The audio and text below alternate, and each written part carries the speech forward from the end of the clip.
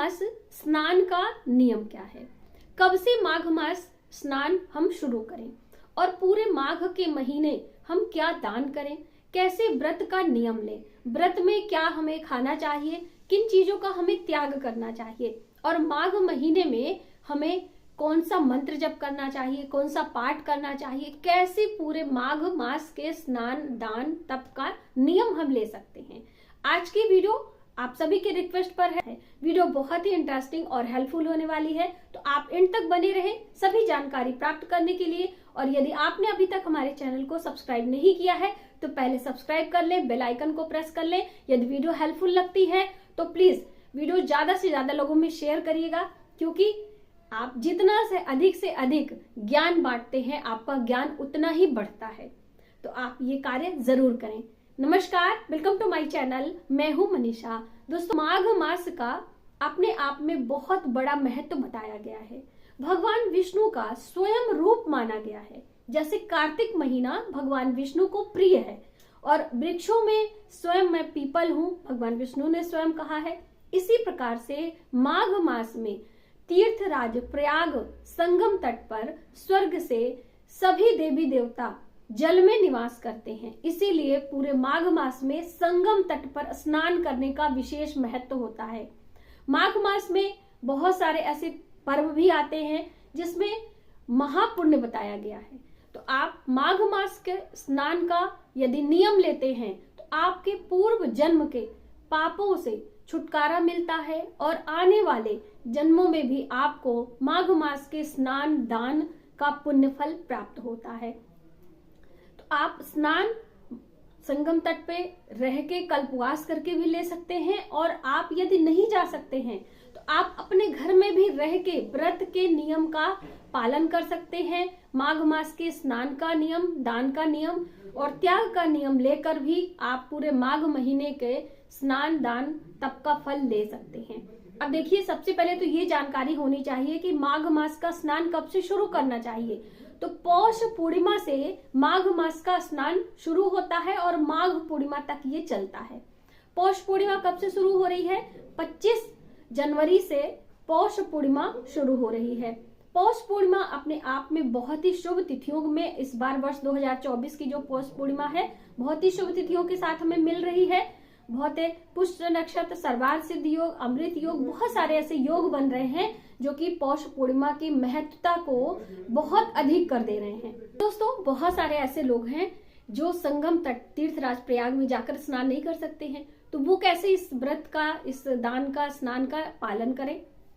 वो अपने घर में ही गंगा के जल को अपने स्नान वाले जल में डालें, उसके बाद शुद्ध जल मिलाकर स्नान करें। देखिए, स्नान का समय क्या होगा? स्नान का जो नियम की हम बात करें समय की, तो सूर्य उदय से पहले यदि आप स्नान करने का नियम लेते हैं तो आपके लिए ज्यादा हितकारी है। यदि आप सूर्योदय के पहले नहीं नहा पा रहे हैं तो सूर्योदय के साथ ही नहा लीजिए। देखिए, जल्द से जल्द स्नान करने का नियम बताया गया है, तो जितनी जल्दी आप कर लेंगे वो आपके लिए ही हितकर होगा। और अब बहुत सारे ऐसे लोग हैं जिनके पास पवित्र नदियों का जल ही नहीं है और वो स्नान का और इस नियम का पालन करना चाहते हैं, तो आप अपने स्नान वाले जल में काले तिल को डालें। क्योंकि पता है, अन्न में जब सबसे पहले अन्न की उत्पत्ति हुई तो सबसे पहले काले तिल की उत्पत्ति हुई थी, और पूरे माघ महीने में काले तिल की बहुत बड़ी महत्वता है। हमें सेवन करने की भी बात कही गई है, दान करने की भी बात कही गई है, और काले तिल से संबंधित बहुत सारे व्रत त्योहार भी इस पूरे माघ महीने में आते हैं। तो आप काला तिल अपने स्नान वाले जल में डालें और गंगा नदी के जल को अपने स्नान वाले जल में स्मरण करके हर हर गंगे शब्द का उच्चारण करते हुए आप गंगा स्नान का पुण्य फल प्राप्त कर सकते हैं, उस जल से स्नान कर सकते हैं। ठीक है, अब बात आती है कि हम इस महीने किस देवी देवता की पूजा करें। तो जैसे मैंने आपको बताया कि पूरे महीने भगवान विष्णु का महत्व है और भगवान विष्णु के माधव नाम से इस महीने हम मंत्र का जप करते हैं। तो ओम नमो भगवते वासुदेवाय नमः, ये भी मंत्र भगवान विष्णु का ही है। ओम माधवाय नमः, इस मंत्र से भी आप जप कर सकते हैं।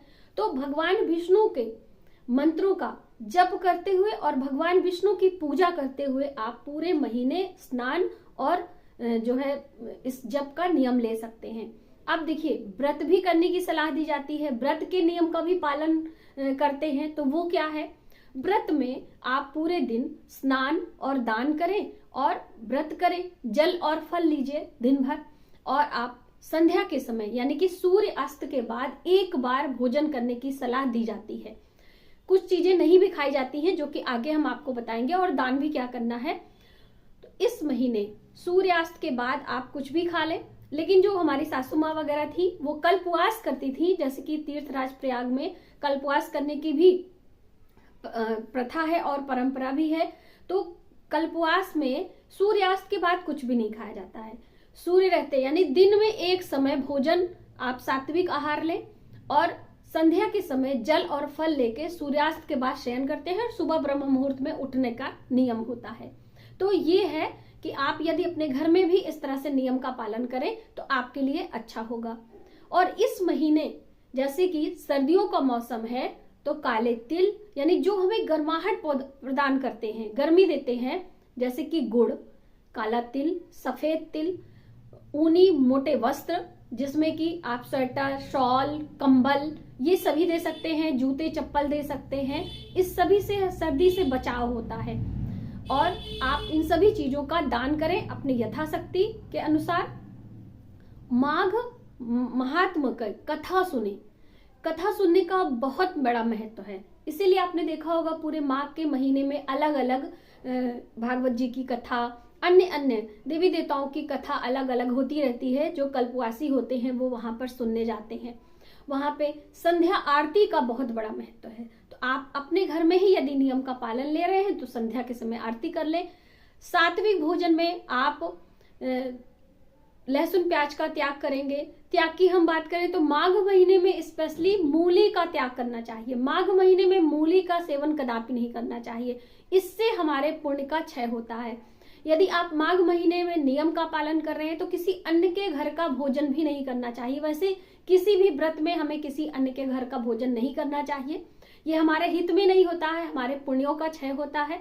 तो आप यदि नियम ले रहे हैं तो किसी और के घर का भोजन ना करें। आपको इस महीने बैंगन, गाजर, अरहर की दाल, सरसों का तेल, ये सभी अनाज का त्याग करना चाहिए। शुद्ध घी में या फिर तिल के तेल में बने भोजन आप कर सकते हैं। साथ ही दोस्तों, तो अनाज में काले तिल, गुड़, आंवला, कद्दू, कुम्हड़ा जिसे आप लोग कहते हैं, इसकी दान की बहुत बड़ी महत्वता है। आंवले को साक्षात माता लक्ष्मी का स्वरूप माना जाता है। कद्दू का दान करने से संतान उत्पत्ति या फिर संतान संबंधी कोई परेशानी होती है, कुम्हड़े का जल में प्रवाह किया जाता है। जो सफेद कद्दू होता है, पीला कद्दू, हरा कद्दू, अलग अलग ग्रहों को भी रिप्रेजेंट करते हैं। तो इस तरह से बहुत सारे लोग पूरे माघ के महीने में कद्दू का सेवन भी नहीं करते हैं, और कद्दू काटा भी नहीं जाता है ना। जिसको पुत्र होता है वो कद्दू काटता भी नहीं और कद्दू का सेवन भी नहीं करता है, ऐसा भी माना जाता है। तो आप जो कुछ भी नियम का पालन कर रहे हैं, पूरे महीने नियम का पालन करें। जैसे कि भोजन की हम बात करें कि आप दिन में एक समय आहार लेना चाहते हैं तो आप अपनी सुरक्षा के अनुसार दिन में दोपहर के समय या फिर सूर्यास्त के बाद दिन में कोई भी समय आप चुन सकते हैं और उस समय भोजन का नियम ले सकते हैं। ऐसा नहीं कि आज दोपहर में कर लिया, कल रात में कर लिया, फिर रात में किया, दोपहर में, इस तरह का नियम न ले। जो आप करें पूरे महीने वही नियम आपको अपनाना चाहिए। इसी तरह से स्नान की भी बात है। इसी तरह शयन की बात आती है। पूरे महीने यदि आप माघ महीने का स्नान का नियम ले रहे हैं तो आपको ब्रह्मचर्य का पालन करना चाहिए। जमीन पे शयन करना चाहिए। जमीन यानी कि आप नीचे जमीन पर अच्छे से बिछाकर, यानी सर्दियों का मौसम है तो आपको अपने स्वास्थ्य का भी ध्यान रखते हुए जमीन पर शयन करें। नहीं हो पा रहा है तो आप अपने जो रोज के बिस्तर हैं उसे हटाकर लकड़ी के तखत पर कुछ अन्य बिस्तरा डालकर आप उसका मतलब उस पर आप शयन कर सकते हैं। जैसे भी आपका स्वास्थ्य है, अपने स्वास्थ्य को ध्यान में रखते हुए कोई भी व्रत नियम हमें करना चाहिए। इस महीने तुलसी का पूजन, इस महीने पीपल वृक्ष का पूजन, इस महीने गन्ने के रस से भगवान शिव का अभिषेक किया जाता है। और यदि आप पूरे महीने स्नान और दान का या नियम कुछ भी नहीं ले पा रहे हैं तो कुछ ऐसे दिन हैं जिन दिनों में आप स्नान का नियम ले सकते हैं। जैसे कि माघ महीने की चतुर्थी तिथि, चतुर्थी का व्रत कहा जाता है। माघ महीने में अमावस्या तिथि जो आती है, उस पर मौनी अमावस्या है, उस दिन भी आप स्नान का नियम ले सकते हैं।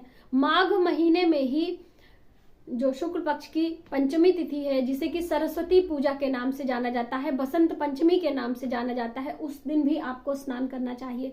माघ महीने में सप्तमी तिथि जो होती है, अचला सप्तमी, इसी तरह से बहुत सारे लोग जो पूरे महीने नहीं होते ना, लास्ट के जब माघ महीना समाप्त होने वाला होता है तो माघ शुक्ल पक्ष के एकादशी से लेकर पूर्णिमा तक 5 दिन के स्नान का नियम लेते हैं और व्रत का नियम लेते हैं। तो यदि आप पूरे महीने नहीं कर पा रहे हैं तो 5 दिन जो है आप पंचभीखा जिसे कहा जाता है, उसमें भी आप स्नान और दान का नियम ले सकते हैं।